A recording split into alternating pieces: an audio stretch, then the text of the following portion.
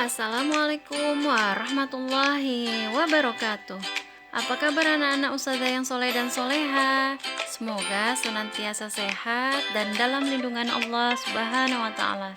Hari ini Ustazah Ilmi ingin menyampaikan tema 2, menyayangi tumbuhan dan hewan, di subtema 1, pendamping pembelajaran 4 dan 5. Berikut poin-poinnya ya nak.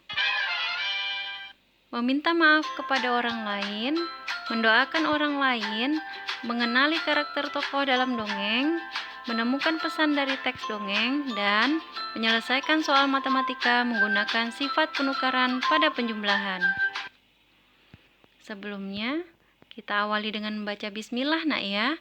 Bismillahirrahmanirrahim. Meminta maaf kepada orang lain. Dalam kegiatan sehari-hari, kita berhubungan dengan orang lain di sekitar kita. Kadang tanpa sengaja kita berbuat salah kepada mereka. Saat berbuat salah, kita sebaiknya langsung meminta maaf. Meminta maaf diperlukan keberanian. Meminta maaf sebaiknya diucapkan dengan tulus dan ikhlas. Meminta maaf juga diucapkan dengan sungguh-sungguh dan niat baik untuk tidak akan mengulanginya lagi.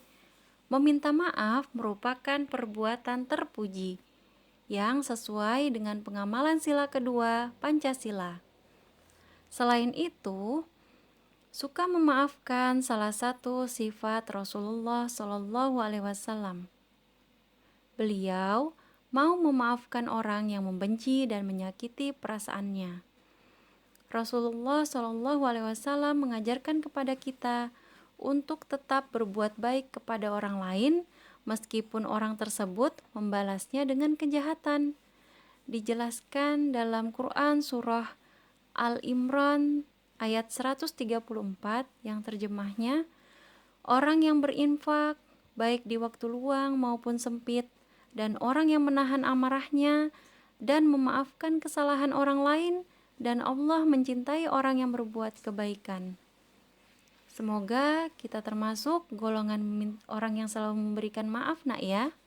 Amin. Selanjutnya, mendoakan orang lain.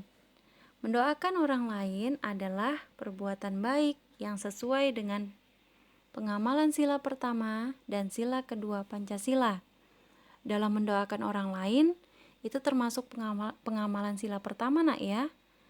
Dalam perbuatan baiknya termasuk dalam sila kedua Pancasila. Keimanan seorang muslim kepada Allah Subhanahu wa Ta'ala dapat diukur dari kasih sayang terhadap saudara muslimnya. Salah satu wujud kasih sayang terhadap orang muslim adalah dengan mendoakan kebaikan untuk mereka. Itulah mengapa Rasulullah Shallallahu Alaihi Wasallam memberikan teladan agar saling mendoakan sesama muslim, karena Allah memberikan perhatian khusus terhadap hal ini, yakni mendatangkan malaikat untuk mengaminkan langsung doa baik yang dipanjatkan tersebut. Ada orang yang terkena musibah banjir, yaitu mereka berdoa, Allahumma agisna, dibaca 3 kali. Ya Allah, tolonglah kami, selamatkanlah kami. Kemudian di saat kita berangkat sekolah, orang tua kita dengan membaca fi amanillah, semoga engkau dalam lindungan Allah Subhanahu wa Ta'ala. Dan saat menjenguk orang sakit, sesuai dengan tuntunan yang pernah dicontohkan Rasulullah Shallallahu Alaihi Wasallam dalam doanya, ya Allah, Rob seluruh manusia, sirnakanlah rasa sakit ini, sembuhkanlah, engkaulah yang maha penyembuh, tiada kesembuhan yang datang darimu, kesembuhan yang tiada menyisakan penyakit. Selanjutnya, bahasa Indonesia mengenali karakter tokoh dan menemukan pesan dari teks dongeng. Dongeng merupakan cerita hayalan, biasanya berisi pesan yang ingin disampaikan oleh pengarang kepada pembaca. Salah satunya adalah legenda. Legenda adalah peristiwa sejarah suatu nama daerah atau asal-usul daerah. Karakter tokoh memiliki watak sifat para pelaku dalam cerita, seperti gaya bahasa atau gerak-gerik tokoh.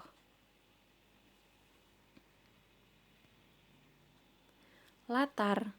Latar merupakan unsur yang menelatari sebuah cerita, terdiri dari waktu dan tempat.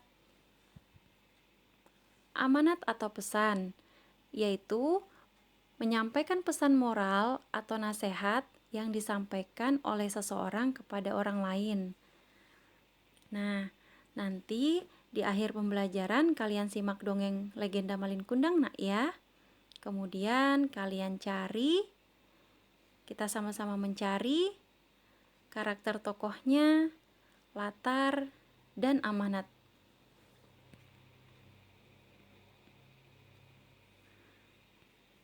Selanjutnya matematika. Menyelesaikan soal cerita menggunakan sifat pertukaran pada penjumlahan. Dalam soal tersebut, di bus A sudah ada 13 siswa. Kemudian naik lagi 15 siswa. Kalau ada kata naik lagi berarti ditambah nak ya. Di bus B sudah ada 15 siswa. Setelah itu beberapa siswa naik lagi ke bus B, sehingga jumlah siswa di bus B sama dengan jumlah siswa di bus A. Pertanyaannya, tentukan banyak siswa yang naik lagi ke bus B. Kedua, tuliskan banyak siswa di bus A dan bus B sesuai sifat pertukaran pada penjumlahan. Tentunya kalian sudah belajar nak ya. Di sifat komutatif, yaitu pertukaran pada penjumlahan dapat ditulis A tambah B sama dengan B ditambah A.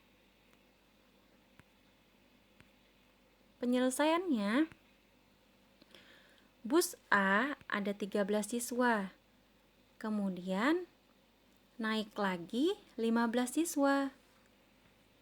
Di bus B ada 15 siswa. Kemudian berapa yang naik ke bus B lagi? Tetapi jumlah hasilnya sama dengan bus A. Kita totalkan. Di bus A ada 13 siswa ditambah 15 siswa sama dengan 28 siswa. Jadi di bus B ada 15 siswa yang baru naik, jadi adalah 13 siswa.